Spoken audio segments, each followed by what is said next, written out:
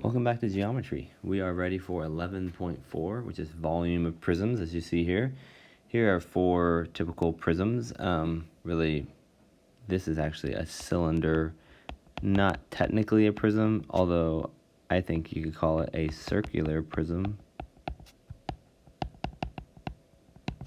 Although I've been disagreed with on that, but you'll see why in a second. This one is a triangular prism. And the first one was a rectangular prism, which is the most common prism. These are what we're going to focus on in 11.4. And yeah, I do 11.4 first because I think it's the easiest. I like to work kind of, surface area is 11.2, it's a little more complex, so we're going to kind of ease our way in. Okay, so let's take a look at these and see how all these formulas relate. On the rectangular prism, let's just call this dimension A, this one B, and this one H. Well, you probably know this one is just the product of the dimensions. So the volume would be A, B, H. Now maybe you've heard length times width times height. That's fine. It's just the product of the 3 dimensions. Circular, well, let's do triangular prism. Triangular prism is kind of similar. We want to find the area of this face here, which, by the way, that is a right angle right there. So that's a right angle. So let's say this is, let's call this base, height, and we'll call this width. Well, you're going to find the area of the yellow triangle, which is 1/2 base times height, and you multiply it by the width. That's the volume. 1/2 base times height times width. So it's kind of like the same as the rectangular prism, but it's multiplied by half, which makes sense. If we were to think of that as our base, notice in both of these cases, there was a repeated base. So on the rectangular prism, you can imagine kind of these sheets laying on top of each other. And all the sheets have an area of A, B.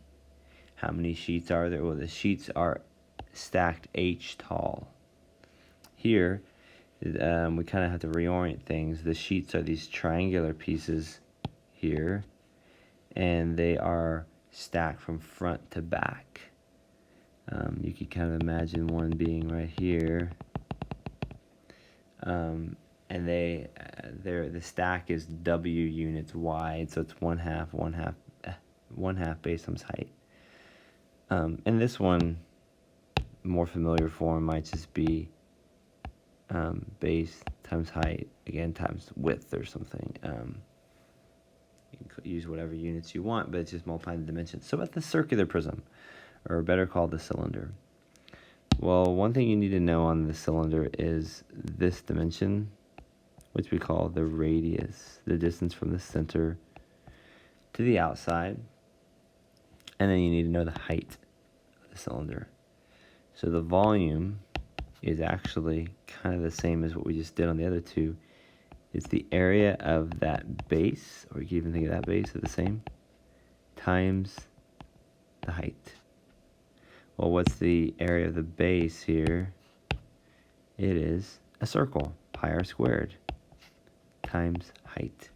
That one comes up a lot. We're doing that in calculus right now.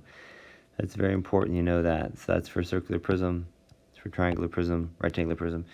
The kind of thing they all have in common is all of them, the volume is big B times H, where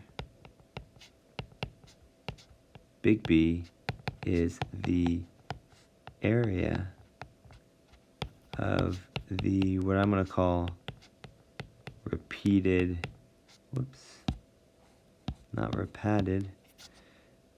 repeated base. So, you know, in the triangle, you have these stacks of triangles, right?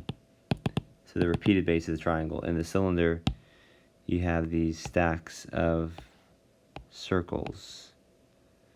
So it's pi r squared times the height of those circles. And then on the rectangular prism, as I said, you have these stacks of rectangles, kind of like a sheet of paper, a pile of paper, a ream of paper or something like that. And this formula V equals BH works for any prism. I actually tried before I hit record to draw a star-shaped prism, and I failed after multiple tries. So you can maybe try that on your own and show off that to us if you can figure that out. I just couldn't get the perspective right. But so V equals BH, where B is that repeated area. Okay, let's see if we got all this. Okay, let's do some examples. So we'll do just a regular old triangular prism here. And draw a little bit different looking.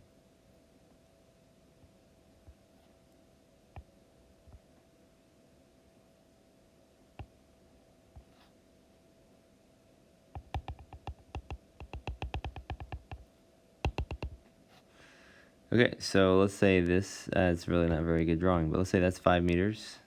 That's 12 meters. This is 8 meters, and actually you could figure this side out, but it's 13 meters. Anybody think to yourself, how do I know that's 13? Assuming that's a right angle. Sorry, I should have said that.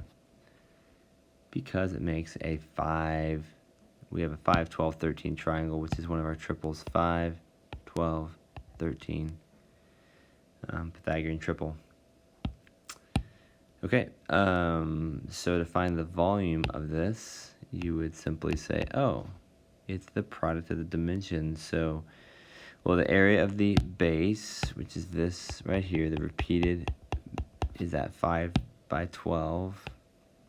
So it's a triangle, so it's 1/2, 5 times 12, times the thickness of the triangular prism, which is 8. I'm going to half 12, get 6, so it's 240, and this is cubic units. Volume is in cubic units. Did I get that right? I think so.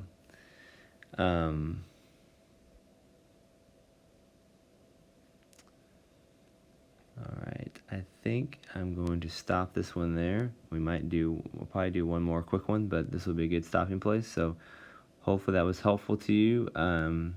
I'll do some of the other volumes later, but really these are just plugging in the formulas. So hopefully